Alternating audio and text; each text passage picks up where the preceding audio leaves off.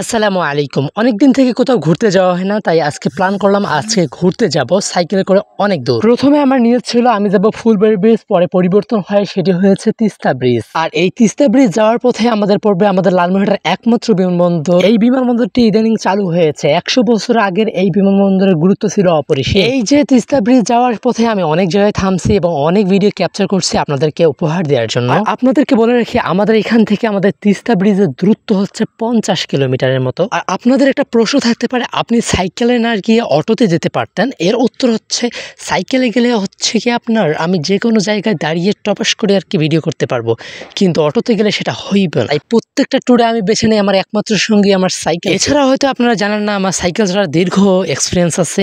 আমি অনেক জায়গায় গেছি যেগুলো ভিডিও আপনারা ইউটিউবে পেয়ে যাবেন, আমার চ্যানেলেই পেয়ে যাবেন। আমি গেছিলাম হচ্ছে রংপুর তাজহাট জমিদার বাড়ি এই সাইকেলে করে, আবার গেছিলাম কুড়িগ্রাম, অনেক জায়গায় গেছিলাম যেটা হয়তো অনেকেই যান। আর এই বয়সে যদি সাইকেল নিয়ে ঘুরে না পারে, তাহলে কোন বয়সে গিয়ে সাইকেল নিয়ে ঘুরবো বলেন তো? আর ইউটিউবে প্রায় 2 মাস ধরে আমি এক টাইপের কন্টেন্ট বা আমার ডেইলি ব্লগগুলো দেখাচ্ছি, কিন্তু ট্রাভেল ব্লগ তো দেখাচ্ছে না। তাই ট্রাভেল ব্লগ দেখানোর জন্যই আমি আজকে এই ট্রাভেলটা করলাম। আর আপনারা তো জানেন আমার প্রত্যেকটা ভিডিওতে আমি যে জায়গায় যাই সেই জায়গার একদম একটা খুঁটিনাটি সব আপনাদের মধ্যে তুলে ধরি। তো আজকে এক নজরে দেখে নিন আমাদের বিমানবন্দরের সংক্ষিপ্ত পরিচিতি। লালমনিরহাট বাংলাদেশের উত্তরের এক শান্ত জেলা। এখানে প্রায় 100 বছর আগে গড়ে উঠেছিল দেশের অন্যতম প্রাচীন বিমানবন্দর লালমনিরহাট বিমানবন্দর। এই বিমানবন্দরের জন্ম ব্রিটিশ আমলে প্রায় 1930 সালের দিকে। তখন ব্রিটিশরা এটি নির্মাণ করেছিলেন সামরিক উদ্দেশ্যে। বিশেষ করে দ্বিতীয় বিশ্বযুদ্ধের সময় এটি ছিল অ্যালাইড ফোর্সের একটি গুরুত্বপূর্ণ এয়ারবেস। এখান থেকে যুদ্ধ বিমান উড়ত, যোগাযোগ হতো ভারতের আসাম ও বার্মা ফ্রন্টের সাথে। এক সময় এই রানওয়েতে যুদ্ধ বিমানের গর্জন আর সৈন্য চলাচল ছিল প্রতিদিনের দৃশ্য। কিন্তু যুদ্ধ শেষে বিমানবন্দরটি নিস্তব্ধ হয়ে পড়ে। 1947 সালে দেশভাগের পর এটি চলে আসে পাকিস্তানের অধীনে,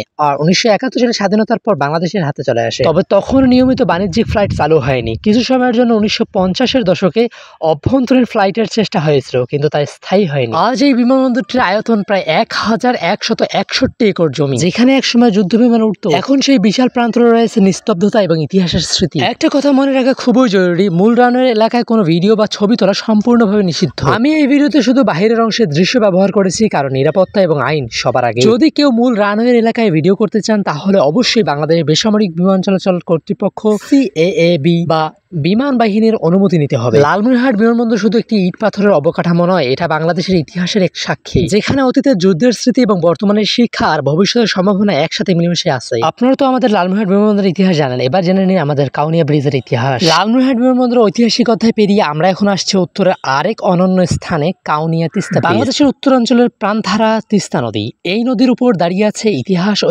স্থাপত্যের এক নিদর্শন, কাউনিয়া তিস্তা। 1937 সালে ব্রিটিশ আমলে নির্মিত এই ব্রিজটি মূলত রেল চলাচলের জন্য তৈরি করা হয়েছিল। তখন এটি উত্তরবঙ্গকে ভারতের শিলিগুড়ি এবং বাকি অঞ্চলের সঙ্গে যুক্ত করছিল। তিস্তা নদীর বিশাল বুকে লোহার এই ব্রিজ তখনকার সময়ের কৌশলের এক বিস্ময়। ব্রিটিশ আমলের সেই স্টিল স্ট্রাকচার এখনো দীর্ঘভাবে দাঁড়িয়ে আছে সময়ের সাক্ষী হয়ে। এই ব্রিজ দিয়ে বহু বছর ধরে ট্রেন চলাচল করেছে এবং যুদ্ধের সময় সৈন্য ও রসদ পরিবহন করেছে, এবং স্বাধীনতার পর থেকে এটি উত্তরাঞ্চলের মানুষের জীবনযাত্রার এক অংশ হয়ে উঠেছে। বর্তমানে এই ব্রিজের পাশে নতুন একটি ব্রিজ নির্মিত হয়েছে, যা সড়ক চলাচলের জন্য উন্মুক্ত, যার ফলে যোগাযোগ আরো হয়েছে সহজ। কিন্তু পুরনো ব্রিজটি এখনো মানুষের স্মৃতিতে, মানুষের ভালোবাসা টিকে আছে। বিকেলের সময় যখন সূর্যের আলো তিস্তায় ঝিলমিল করে পড়ে, তখন এই ব্রিজ আর নদীর মিলন যেন এক অপূর্ব দৃশ্য তৈরি করে। স্থানীয় মানুষ, পরিবার, বন্ধু বান্ধব সবাই মিলে এখানে আসে প্রকৃতির সৌন্দর্য দেখতে। এখানে কোনো নির্দিষ্ট পার্ক বা পর্যটন কেন্দ্র না থাকলেও মানুষের ভালোবাসায় এখানেও আনুষ্ঠানিকভাবে পর্যটন কেন্দ্রে পরিণত করছে। তবে একটি বিষয় মনে রাখা জরুরি, এই ব্রিজের রেল লাইনের অংশে ওঠা বা ট্রেন চলাচলের সময় ছবি তোলা বিপজ্জনক এবং নিষিদ্ধ। তাই সচেতন নাগরিক হিসেবে আমাদের উচিত নিরাপদ দূরত্ব বজায় রেখে সৌন্দর্য উপভোগ করা। তিস্তা ব্রিজ শুধু একটি ইস্পাতের কাঠামো নয়, এটি ইতিহাস ও প্রকৃতি আর মানুষের আবেগের মিলনস্থল।